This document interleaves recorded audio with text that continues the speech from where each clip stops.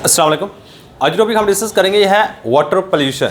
Examination point of view से देखा जाए तो बच्चे ये टॉपिक इंपॉर्टेंट शॉर्ट क्वेश्चन है। पास्ट पेपर में काफ़ी दफ़ा डेफिनेशन आ चुकी है, डिफाइन वाटर पोल्यूशन। अच्छा, आगे जाकर हम वाटर पोल्यूशन के मुख्तलिफ टाइप्स पढ़ेंगे। वो बेस करेंगे किस जगह से कोई वेस्ट मटीरियल खारिज होता है और वो किस तरह पानी को आलूदा करता है। बेसिकली तीन टाइप्स हमने पढ़नी है। एक इंडस्ट्रियल एफ्लुएंट होंगे, डोमेस्टिक होंगे और एग्रीकल्चर होंगे। मतलब इंडस्ट्री से जो नकारा मादे निकलते हैं वो किस तरह पानी को आलूदा करते हैं। इसके बाद सेकंड नंबर पे हमारे पास घरों से जो नकारा मादे निकलते हैं वो किस तरह पानी को आलूदा करते हैं। और लास्ट वाली चीज़ हम पढ़ेंगे एग्रीकल्चर से जो नकारा मादे निकलते हैं वो किस तरह वाटर को पल्यूट कर रहे हैं। सही, सबसे पहली बात हमारे पास वाटर पोल्यूशन की डेफिनेशन है। बजाय अगर वाटर पोल्यूशन की डेफिनेशन की बात की जाए तो सिंपल सी डेफिनेशन है द कंटेमिनेशन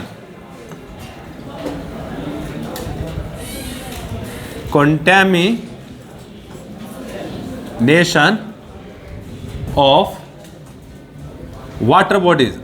कंटेमिनेशन कहते हैं खराब कर देना वाटर बॉडीज। अच्छा, वाटर बॉडीज में कौन कौन सी चीजें आ सकती हैं? वाटर बॉडीज में आ सकते हैं हमारे पास लेक्स, झीलें आ सकती हैं।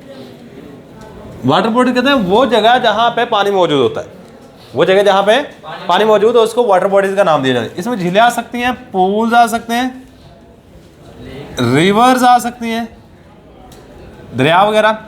इसके बाद हमारे पास चैनल्स या फिर कैनाल्स, ये ज़्यादा अच्छा वर्ड है, कैनाल्स। कैनाल्स किसको कहते हैं? नहरें वगैरह को। इसको हम नाम दे देते हैं, इस कॉल्ड वाटर पोल्यूशन। ये हमारे पास डेफिनेशन आ जाएगी वाटर पोल्यूशन की। द वेस्ट मटीरियल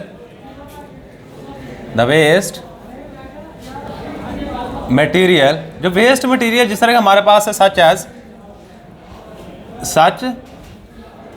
जिस तरह का हमारे पास एग्जाम्पल है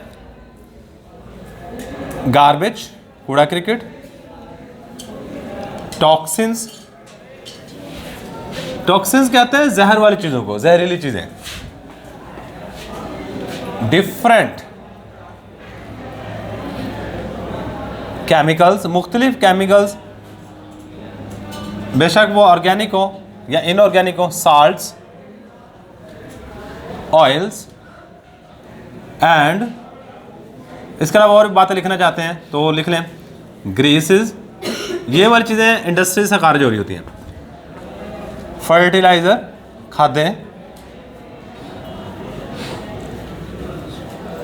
पेस्टिसाइड, स्प्रे वगैरह के ज़मरे में आ रहा होता है। Pesticides and sewage water. और सेवेज वाटर क्या कौन सा वाटर होता है? गटरों का पानी। Sewage water pollute water channels. ये वाटर चैनल्स को ख़राब कर रहा होता है। एंड काज, और ये वजह बनते हैं, एंड काज वाटर पोल्यूशन। और ये वाटर पोल्यूशन की वजह बन रहे होते हैं। तो ये है जी हमारे पास वाटर पोल्यूशन क्या है और किन किन चीज़ों की वजह से। ये बहुत सारे नाम लिखे हैं, कुछ 3, 4, 5 नाम याद रख लीजिएगा। अगर आपको वाटर पोल्यूशन की डेफिनेशन आती है तो आप साथ में ये वाली चीज़ें भी जानने के लिखोगे। अगर ये वाली चीज़ें लिख देते हो तो एग्जामिनर कम से कम आपके नंबर नहीं काटेगा। अब ये वाली जो चीज़ें सारी की सारी मैंने यहाँ पर इकट्ठी करके लिखी है ना, ये सारी आगे जाके पढ़नी है हमने। सही, शुरू वाली जो मैंने चीज़ें लिखी हैं इसमें ज़्यादातर इंडस्ट्रियल एफ्लुएंट है। सही है, ये वाली जो चीज़ें लिखी हैं सेवेज वाटर, पेस्टिसाइड और फर्टिलाइजर एग्रीकल्चर से निकलते हैं। सही, सेवेज वाटर घरों से निकल रहा होता है। सही, गार्बेज वगैरह घरों से निकल रहा होता है। सही है, तो ये मुख्तलिफ चीज़ें मैंने जो लिखी हैं ये आगे जाकर हमने सारी की सारी पढ़नी है। वो सारी चीज़ें इकट्ठी करके मैंने यहाँ पे लिख दी हैं कि हमारे पास वाटर पोल्यूशन किन किन चीज़ों की वजह से हो रही होती है। अच्छा, वाटर पोल्यूशन में नेक्स्ट जो हमारे पास चीज़ है बच्चे वो है इंडस्ट्रियल एफ्लुएंट। Industrial effluent. अब ये इंडस्ट्रियल एफ्लुएंट्स कौन सी चीज़ें होती हैं बच्चे? ऐसे नाकारा मादे जो इंडस्ट्री से निकलते हैं और पानी को कंटेमिनेट करें, उसको इंडस्ट्रियल एफ्लुएंट कहेंगे। ऐसे नाकारा मादे जो इंडस्ट्री से निकले और पानी को आलूदा करें, उसको हम क्या नाम दे रहे होंगे? Industrial effluent.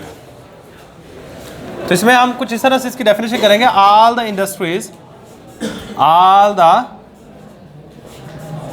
इंडस्ट्रीज, जितनी भी इंडस्ट्रीज हैं डिस्चार्ज जाया करती हैं, डिस्चार्ज देयर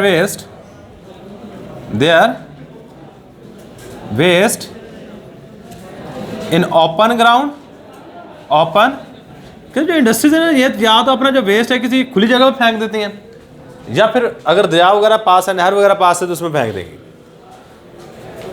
ओपन ग्राउंड और वाटर चैनल्स, या फिर ये वाटर चैनल्स में फेंक दिया। वाटर चैनल्स के अंदर कौन कौन सी चीज़ें आ सकती हैं भाई? इसमें रिवर्स आ सकते हैं, लेक्स आ सकती हैं, झीलें वगैरह, पूल्स एंड कैनाल्स।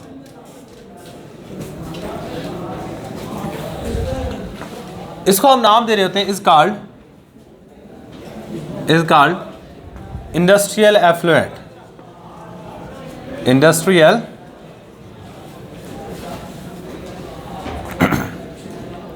एफ्लुएंट्स। अच्छा, एक और बात याद रखिएगा, इंडस्ट्रियल एफ्लुएंट में कौन कौन सी चीज़ें आ सकती हैं। आगे यही बात लिखेंगे, द इंडस्ट्रियल एफ्लुएंट कॉन्टेन, जो इंडस्ट्री से नाकारा मादे निकले होते हैं एफ्लुएंट्स, कॉन्टेन ये रख रहे होते हैं टॉक्सिन्स, जहरीले केमिकल होते हैं, इनऑर्गेनिक साल्ट, मुख्तलिफ इनऑर्गेनिक साल्ट्स वगैरह इसके अंदर मौजूद हो सकते हैं, इनऑर्गेनिक साल्ट्स, ऑयल्स एंड ग्रीसेस।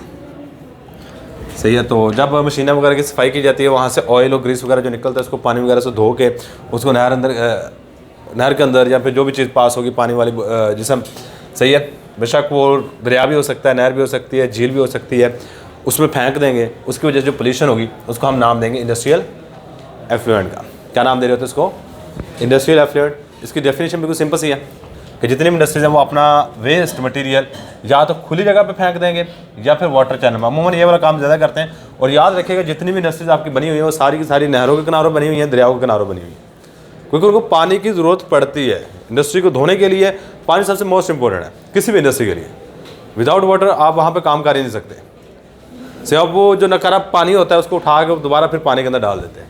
लेकिन हमारे यहाँ सिस्टम ये है, लेकिन बाहर वाले ममालिक में चले जाओ तो वहाँ पे आपका ये सीवेज वाटर को दोबारा फिर ड्रिंकेबल वाटर बना देते हैं। सीवेज वाटर को अगर वो पानी को यूज़ करते हैं ना दरिया से निकाल के, उसको दोबारा उसकी ट्रीटमेंट करते हैं, फिर दोबारा दरिया में डालते हैं साफ़ करके। से वो साफ़ करने में पैसे लगते हैं।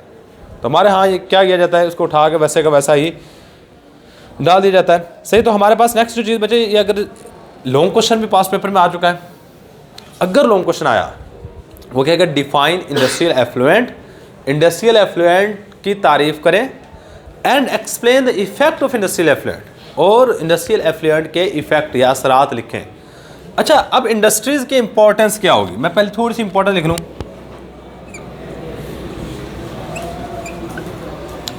ये 2 लाइनें लिखूंगा, ज़्यादा लिखूंगा। Importance of industries. देखो आप इंडस्ट्री वगैरह बना क्यों रहे होते हो? देखो आपके इंडस्ट्रीज के अंदर आपकी मैक्सिमम चीज़ें ज़रूरियात ज़िंदगी की चीज़ें बन रही हैं। अगर फर्टिलाइजर इंडस्ट्री है, खादें बन रही हैं। अगर क्लॉथ की टेक्सटाइल इंडस्ट्री है, कपड़े बन रहे हैं। अगर सिरामिक इंडस्ट्री है, वहाँ पे मिट्टी की चीज़ें बन रही हैं। तो मतलब क्या कि हमारे पास जो इंडस्ट्रीज़ है वो हमारी रिक्वायरमेंट को पूरा करने के लिए मुख्तलिफ चीज़ें बना रहे हैं। से वो कोई भी चीज़ हो सकती है, कपड़े हो सकते हैं, शूज़ हो सकते हैं, आपकी लेदर की जैकेट हो सकती है। अब जो लेदर की जैकेट की बात करते हैं ना बच्चे, ये याद रखिए कि चमड़े से बनती है। ये जब ईद होती है, ईद के बाद खाले इकट्ठे करते हैं, और खालों की प्रोसेसिंग में आपने शायद कभी जाकर देखें, जब खाले इकट्ठी करके तो नमक लगाते हैं और वहाँ से इतनी गंदी स्मेल आ रही है तो पानी का यूज़ करते हैं वहाँ पर भी, खालों की सफाई के लिए पानी का इस्तेमाल करते हैं। और वो सारा गंदा पानी उठा के इस जगह पर डाल देते हैं, जो वाटर पोल्यूशन की वजह बनते हैं। सो ये सबसे बेस्ट एग्जांपल है अगर आप वाटर पोल्यूशन को समझाना चाहते हैं या इंडस्ट्रियल एफ्लुएंट को समझाना चाहते हैं। सही है। तो इंपॉर्टेंस ऑफ इंडस्ट्रीज कि हमारी ज़िंदगी की जो आम ज़रूरियात हैं उनको पूरा करने के लिए हम इंडस्ट्रीज बनाते हैं। उनमें चंद एक का नाम लिख दीजिए, कौन कौन सी ज़रूरियात को पूरा कर रहे हैं। सही, तो यही बात हम यहाँ पे लिखेंगे, इंडस्ट्रीज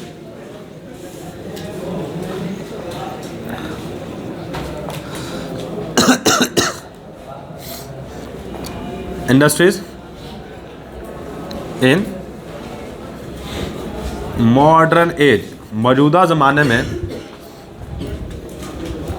कंप्लीट, मुकम्मल करती हैं our requirement of life, such as clothes, कपड़े वगैरह बना रही होती हैं इंडस्ट्रीज। इसके अलावा फर्टिलाइज़र, खाद्य वगैरह जो कि फसलों को डाली जाती हैं, पेस्टिसाइड, स्प्रे वगैरह बना रही होती है, शूज़, जो भी आपके जहन में नाम आता है ना आप यहाँ पे लिख दो, शूज़। इसके अलावा जैकेट्स, स्पोर्ट्स आइटम्स,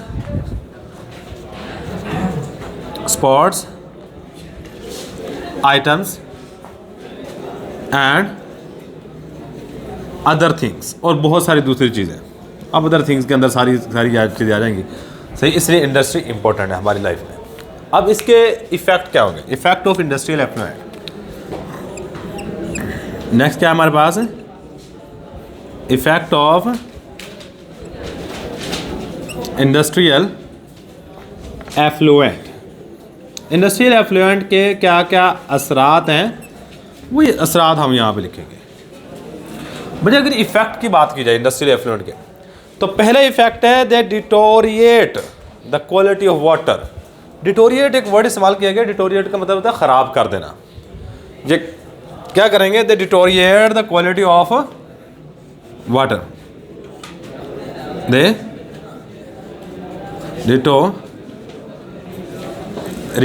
डिटोरिएट का मतलब होता है ख़राब कर देना। Deteriorate the quality of water, जब पानी की क्वालिटी है ना उसको ख़राब कर देते हैं। अच्छा, इसके बाद ना एक और चीज़ याद रखिएगा, पानी के अंदर डिज़ोल्व्ड ऑक्सीजन होती है। अगर आप उसमें इंडस्ट्रियल एफ्लुएंट डालते हो तो जो डिज़ोल्व्ड ऑक्सीजन उसकी मिकदार कम हो जाए, जिसकी वजह से एक्वेटिक लाइफ की डेथ होना शुरू हो जाती है। सेकेंड इफेक्ट हमारे पास यही दिया गया है कि ये पानी के अंदर मौजूद डिज़ोल्व्ड ऑक्सीजन की मिकदार कम कर देते हैं। दे रिड्यूस, ये कम कर देते हैं, reduce the amount of dissolved oxygen,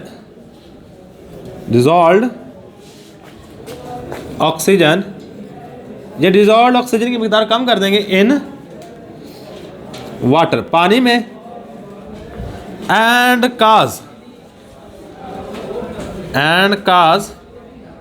या एंड इफेक्ट एक्वेटिक लाइफ, इस तरह का एंड इफेक्ट एक्वेटिक लाइफ। ये आबी ज़िंदगी को असरअंदाज कर रहे होते हैं। किसको असरअंदाज कर रहे होते हैं?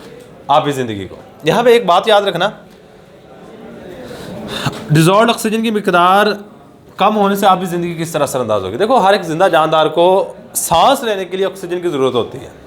अगर ऑक्सीजन की मिकदार कम हुई पानी में तो आपकी आबी ज़िंदगी ऐसे मरनी शुरू हो जाएगी। ये तालाब वगैरह बने होते हैं ना मछली वाले, इधर जाकर पूछिएगा, जब गर्मियों का मौसम आता है ना तो मछली सबसे ज़्यादा मरती हैं उनकी। जाकर पूछिएगा इसकी रीज़न क्या होती है, वो रीज़न गर्मी बताते हैं, गर्मी रीज़न नहीं होती इसकी। एक मैं आपको सिंपल सी एग्जांपल देता हूँ, ये आप कर भी सकते हो एक्सपेरिमेंट। भाई बोतल है ना, बोतल कोका कोला की या स्प्राइट की, कोई भी लो, ठंडी करके पीते हैं आपको ज़्यादा कड़वी महसूस होती है, थोड़ी सी गर्म पिए कम कड़वी महसूस होती है। अच्छा, जब गर्म होती है ना, बेसिकली कड़वाहट जो होती है ना उसके अंदर, वो थी कार्बन डाइऑक्साइड गैस की। किसकी होती कड़वाहट? कार्बन डाइऑक्साइड गैस की होती है।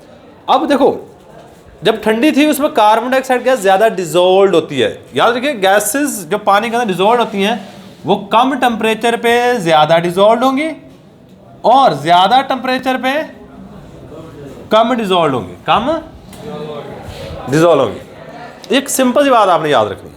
अब जैसे ही टेम्परेचर बढ़ाया हमने बोतल का, जो कार्बन डाइऑक्साइड पानी के अंदर हल थी वो बाहर निकल गई, इसलिए हमें सिर्फ मीठा मीठा महसूस होता है, जो कड़वाहट है वो नहीं आती। सही। तो इसीलिए ऊपर एक लाइन भी लिखी होती है कि आप पीने से पहले बोतल को अच्छी तरीके से ठंडा कर लें, कूल वेल बिफोर ड्रिंकिंग, इस तरह की लाइन लिखी होती है ऊपर। सही है। उसके मकसद ये होता है कि आप ठंडा करोगे, टेम्परेचर कम होगा तो डिजॉल्व कार्बन डाइऑक्साइड जो उसके अंदर मौजूद है गैस वो ज़्यादा हो जाएगी। सही, ये एक चीज़। अब जब गर्मियाँ आती है ना, गर्मियाँ, तो एक्वेटिक लाइफ सबसे ज़्यादा मरती है। क्यों? क्योंकि पानी के अंदर भी ऑक्सीजन डिजॉल्व होती है। गर्मियाँ आती हैं, वो जो ऑक्सीजन डिजॉल्व होती है वो ऐसे ऐसे कम होनी शुरू हो जाती है। कम होने की वजह से मच्छर मरना शुरू हो जाती है फुल गर्मी में। अब उसका एक हल निकालते हैं ज़िम्मेदार लोग, ये जो फार्मर होता है ना, वो निकाल लेते हैं। उसमें क्या करते हैं कि कोई दरख्त या वो कोई भी घास वगैरह काट के तालाब के अंदर फेंक देते हैं। शायद आपने देखा हो, जिनको वासा वूसा पड़ा होगा ना, उनको पता होगा ये काम। अब वो घास क्यों डालते हैं? मछली खाती खुती नहीं है, शायद ही खाती हो, खाती भी होगी, लेकिन उसका एक और भी फ़ायदा होता है। मुझे एक बात याद रखना, अगर आप पौधे को काट देते हो ना, पौधा फोटोसिंथेसिस करता रहता है, मरता नहीं है। मरता कब है? जब उसको नीचे से पानी नहीं आता। वो कम से कम 1 दिन तक फोटोसिंथेसिस करता रहेगा, पौधा मरेगा नहीं। अब जब उसको काट के ताज़ी ताज़ी घास काट के फेंक दी बीच में, ऊपर सूरज की रोशनी पड़ी, फोटोसिंथेसिस में कौन सी गैस पैदा होती है? वही पानी में दोबारा जा रही होती है। थोड़ा बहुत कंपनसेट हो जाता है, लेकिन इतना कंपनसेट नहीं हो पाता जितना होना चाहिए। सही है, पीछे रीज़न होती है। इसके बाद ना आप खुद सोचो, अगर गंदा पानी हम ज़मीन के ऊपर खड़ा कर देंगे, एक ओपन ग्राउंड है, वहाँ पे आपने सारा गंदा पानी खड़ा कर दिया है, तो अब इसके नीचे क्या हमारे पास सारी की सारी ज़मीन है, ऐसा ही है। तो यहाँ से पानी ऐसा ऐसा रस के नीचे की तरफ जाएगा, यह पानी ऐसा ऐसा रस के नीचे की तरफ जाता है। और इसके लिए हम एक वर्ड यूज़ करते हैं, सीप डाउन। क्या वर्ड यूज़ करते हैं? सीप डाउन। और आपको पता है एक पानी नीचे भी मौजूद है, और आपका मैक्सिमम पानी आप ज़मीन के नीचे से बोर करके निकाल के उसको यूज़ कर रहे होते हो।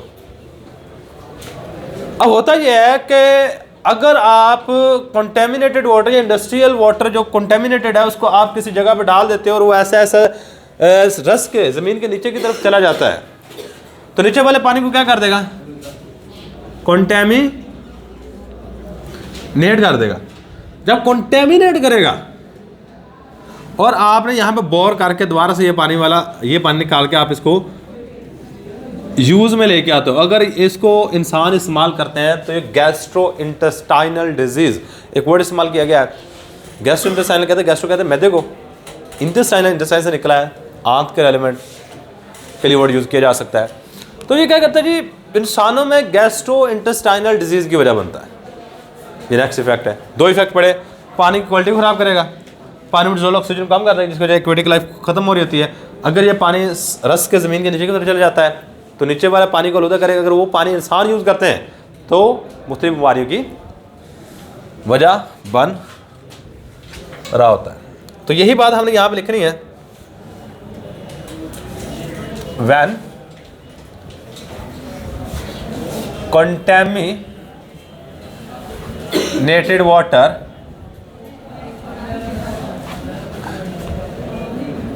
is seep down। seep down का मतलब होता है, इधर ना करो, seep down इसको कहता है रसना। seep down नीचे की तरफ रस जाता है, रसना down the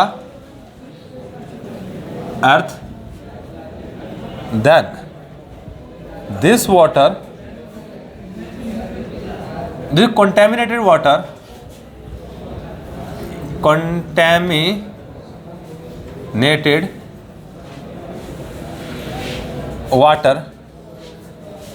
pollute the underground water,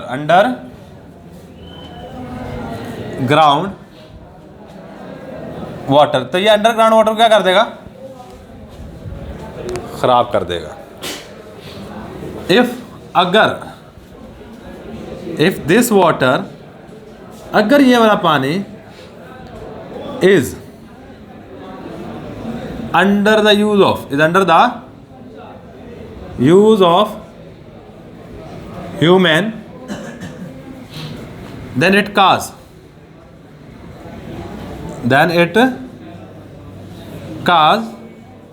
several, several नहीं लिखना तो आप इसकी जगह डिफरेंट लिख लो, अगर बच्चे को सेवरल वर्ड डिफिकल्ट लगता है, इट काज सेवरल गैस्ट्रो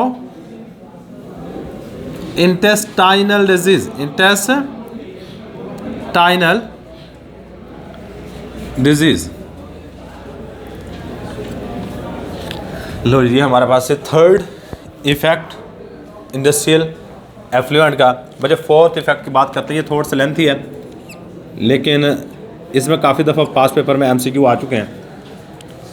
तो अच्छा, हमने ना एक वर्ड पढ़ा है हैवी मेटल, उसका दोबारा फिर हम यहाँ पे जिक्र करेंगे। क्या हमने पढ़ा हुआ है? हैवी मेटल नहीं पढ़ा हुआ तो दोबारा सुन लीजिएगा। हैवी मेटल कौन सी होती हैं बच्चे? ऐसी मेटल जिसका एटॉमिक वेट काफ़ी ज़्यादा हाई होता है, एटॉमिक वेट हाई हो।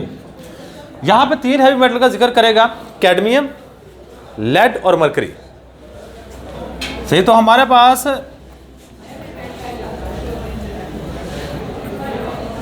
Industrial effluent contains heavy metal, such as, जिस तरह के हमारे पास मिसाल है, such as cadmium, mercury and lead. These heavy metals cause metal poisoning. ये जो हैवी मेटल है ये मेटल पॉइजनिंग काज करती है, काज मेटल पॉइजनिंग। अच्छा, मेटल पॉइजनिंग क्या होता है जी? आपके जिस्म में मुख्तलिफ बीमारियाँ हो रही होती हैं, सही है। मेटल पॉइजनिंग, पॉइजन जहर को कहते हैं, पॉइजनिंग यानी कि ऐसा जहर जो मेटल की वजह से आपके जिस्म में आए। अब मेटल पॉइजनिंग में कौन कौन सी बीमारियां हो सकती हैं? अच्छा याद रखिए, एक बात सिंपल सी आपके जहन आनी चाहिए जब मेटल पॉइजनिंग का नाम हो, बच्चे इसमें आपके जिस्म में मेटल की मिकदार थोड़ी सी हाई हो जाएगी। जब मेटल की कंसंट्रेशन थोड़ी सी हाई हो जाएगी। अब 3 मेटल यहाँ पे हमने ऊपर लिखे, तीनों मेटल की पॉइजनिंग की वजह से कौन सी बीमारी होती है वो जरा देखेंगे हम। कैडमियम पॉइजनिंग काज, जो कैडमियम पॉइजनिंग है ये वजह बनती है किडनी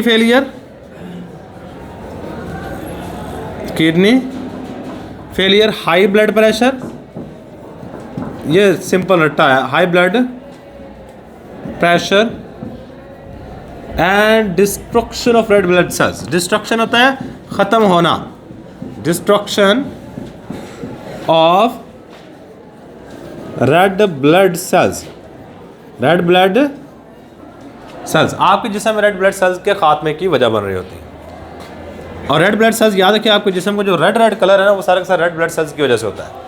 और रेड ब्लड सेल्स ही एक जगह से दूसरी जगह पे ऑक्सीजन को ट्रांसफ़र कर रहे होते हैं, सही। आपके जिस्म में रेड ब्लड सेल्स की कमी होना शुरू हो जाएगी, रेड ब्लड सेल्स खुद ब खुद ही मरने शुरू हो जाएंगे।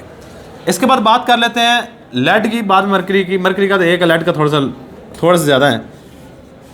लेड पॉइजनिंग काज, लेड पॉइजनिंग वजह बनती है डाइसफंक्शन ऑफ लीवर, किडनी। मतलब ये वाली चीज़ें आपकी सही तरीके से काम नहीं करेंगे कि लेड की पॉइजनिंग हो जाती है। किडनी एंड ब्रेन, मतलब ये वाली चीज़ें आपकी लिवर, किडनी, ब्रेन, ये वाली चीज़ें सही तरीके से डाइसफंक्शन का होता है, मुनासिब तरीके से काम ना करना या प्रॉपर काम ना करना, सही काम ना करना, डाइसफंक्शन कहते हैं। और लास्ट वाली चीज़ बच्चे, मरकरी पॉइजनिंग की वजह से न्यूरोलॉजिकल डिसऑर्डर होता है। मरकरी पॉइजनिंग का आज मरकरी पॉइजनिंग काज, मरकरी पॉइजनिंग वजह बनती है न्यूरोलॉजिकल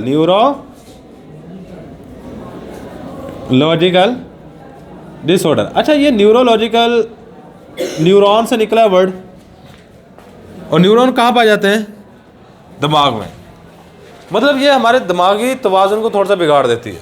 आप इस तरह की हरकत करोगे, न्यूरोलॉजिकल डिसऑर्डर में आप इंसान ना पागलों वाली हरकत करता है। आप इस तरह की हरकत कर रहे होते हैं जो कि एक नॉर्मल बंदा नहीं कर रहा होता। सही, तो हम ये कह सकते हैं कि वो बंदा जब पागल होता है, जिस तरह की वो हरकत करता है, वही काम अगर मर्करी पॉइजनिंग हो जाए तो उसकी वजह से होना शुरू हो जाता है। तो बच्चे ये है हमारे पास वाटर पोल्यूशन किन वजह से हो रही होती है? इंडस्ट्रियल एफ्लुएंट, इंडस्ट्री की इंपॉर्टेंस क्या है, और लास्ट में इंडस्ट्रियल एफ्लुएंट के असरात हैं। तो यही हमारे पास आज का लेक्चर। अल्लाह हाफिज़।